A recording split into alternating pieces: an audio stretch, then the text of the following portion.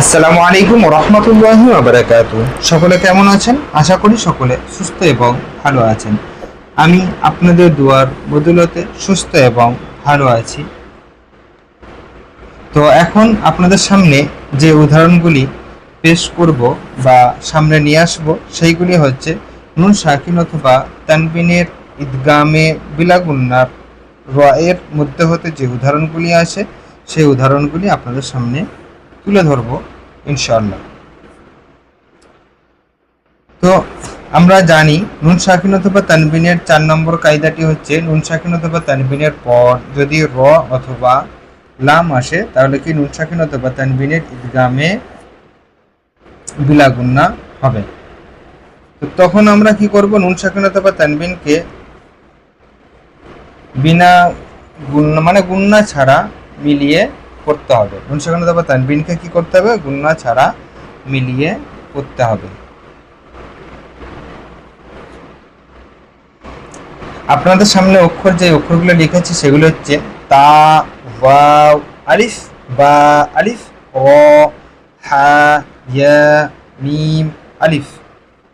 তো এখন আমরা ইজের মানে এর হারাকাত দেব।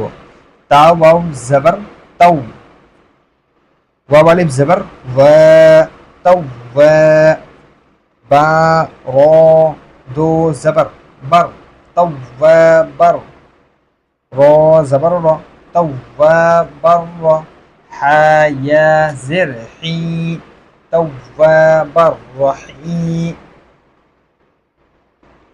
মিম দো জবর মান, তাওয়াবার রহিমান, তাওয়াবার রহিমান, তাওয়াবার রহিমান। একবার বানান করে রিডিংটা করে নি।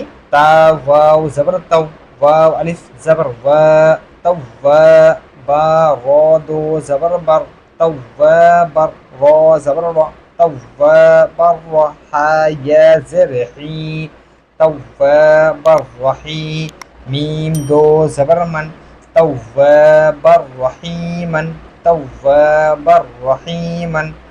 এখন আমরা এর ইজারার দিকে যাব। তাই জাবার আসে বলে তা মুতাহারিক হবে। মুতাহারিক অক্ষরকে তাড়াতাড়ি পড়া, মোটেও নাটানা, মারুফ পড়া, মজুল আওয়াজ থেকে বাঁচা। ওয়াবে মুসাদ্দাত এবং আলিফ মাদ্দা হবে, ওই জন্য এক আলিফ পরিমাণ টান দিয়ে পড়তে হয়। মুসাদ্দাত অক্ষরকে দুইবার পড়তে হয়, একবার আগের অক্ষর সঙ্গে একবার নিজে নিজে। বায় তানবিন আছে, তানবিনের পর র এসছে, ওই জন্য এখানে তানবিনের ঈদগামে বিলাগুন্না হবে। কি হবে? তানবিনের ঈদগামে বিলাগুন্না। রয় মুসাদ্দাত এবং জাবার এসছে বলে রপুর। হা ইয়া মাদ্দা, ইয়া সাকিনের পূর্বে জের হলে ইয়া মাদ্দা হবে, ইয়া মাদ্দাকে একালি পরিমাণ টান দিয়ে করতে হয়। মিম দো জাবার আছে, ওই জন্য এই আলিফটা লেখা আছে। দো জাবারকে তানবিন বলে এবং মানওয়ানুনু বলা হয়। তো আজকে এই পর্যন্তই। আগামীতে ইনশাআল্লাহ তাআলা আরও নতুন কিছু নিয়ে আপনাদের সামনে উপস্থিত হব। ততক্ষণ সকলে সুস্থ থাকবেন, ভালো থাকবেন, দোয়া করবেন।